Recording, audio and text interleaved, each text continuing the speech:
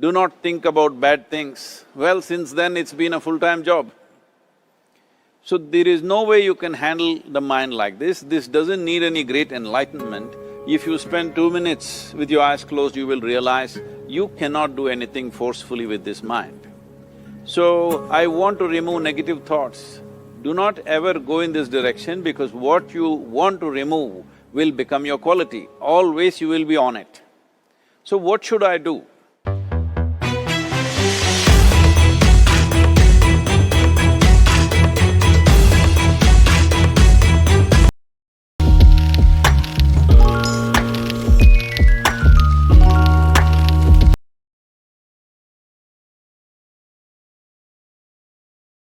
Well, see the way the question is asked and also the way normally it's addressed is, people think there is something called as negative thought and positive thought. They want to remove the negative thoughts and have only positive thoughts. For such people, I would ask them to just experiment for 10-15 seconds. Let them forcefully remove one thought from their mind. For example, next 10 seconds, just don't think of a monkey. Try not to think of a monkey for next 10 seconds. You will see you will be full of monkeys. So what I'm saying is, this is the nature of your mind, because in this mind, all the three pedals are throttle. There is no brake, there is no clutch. Whatever you touch, it will only go faster. In this kind of mind, people have been taught from moral teachers and religious teachers, do not think about bad things. Well, since then it's been a full-time job. So there is no way you can handle the mind like this. This doesn't need any great enlightenment.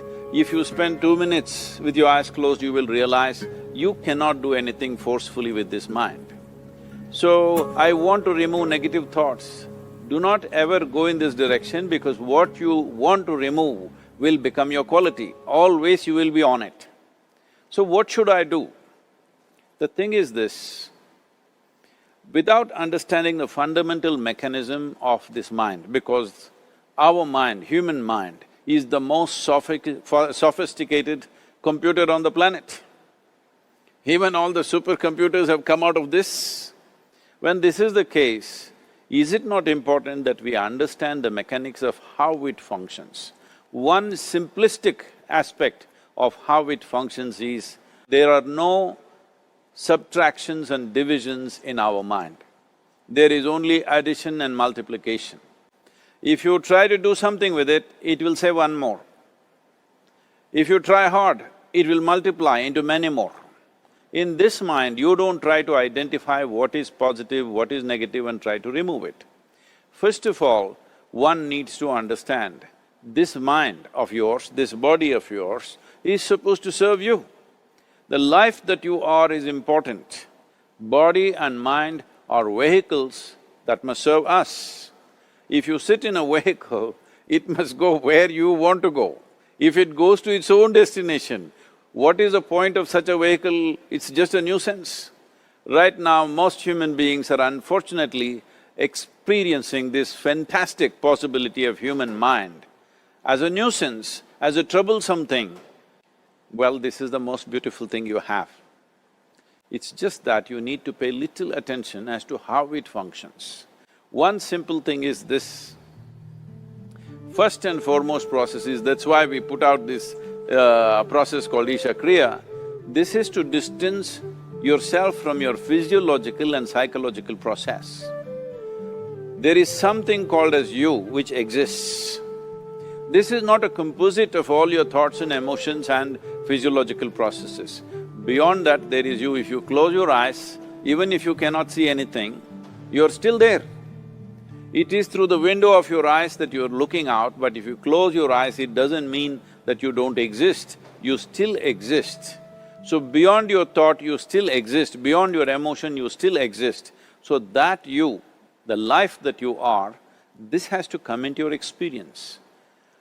Why is it that you're not allowing that to come into your experience, which is the most significant aspect of who you are?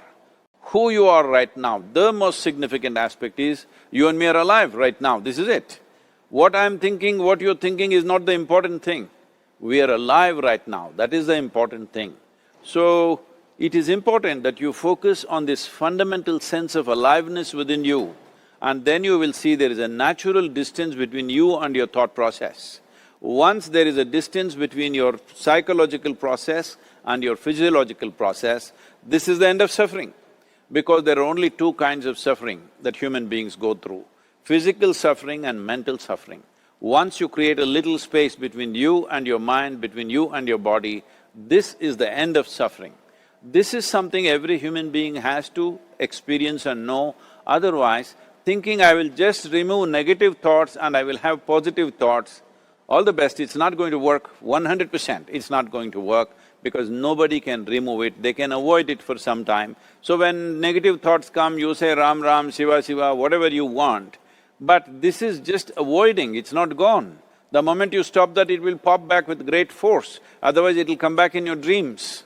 So it's very important, first of all you need to understand your anger, your resentment, your fear, your anxieties, the negativity that you generate.